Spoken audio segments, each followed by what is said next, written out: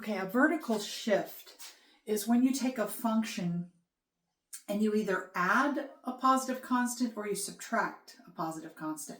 So for example, if c is our positive constant and we have a function and we add c, what it's going to do is it's going to shift it up by c units.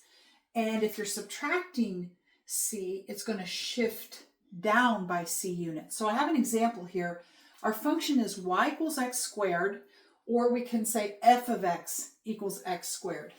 And so we are adding to that 2 for the blue graph, and we're subtracting 2 from our function x squared for the red graph. And basically what's happening here, remember function values. So in this case, the function values are x squared. Function values are y values, and therefore if you're adding or subtracting from the function value, you're affecting the y. And so the y is vertical. So here we have the y-axis versus the x-axis. Since the y-axis is vertical, if you're adding a constant to y values, you're going to move everything up by that constant. So we can see in our table here, if you're squaring -2, you get 4. If you're squaring -1, you get 1.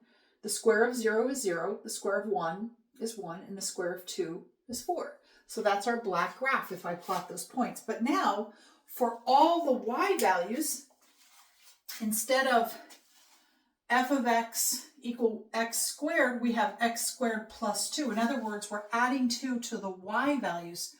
That's going to increase vertically the value. And so that's why everything is shifted up by 2 units. Similarly, if you subtract 2 from the y values, you're going to shift everything down by 2 units.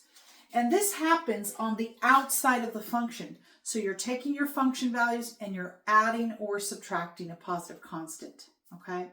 So that's the situation. Now, horizontal shifts are something entirely different, because instead of adding or subtracting a constant on the outside, you're going to do it to the x values, which are the input of the function on the inside. So in the next video, I'll talk about horizontal shifts.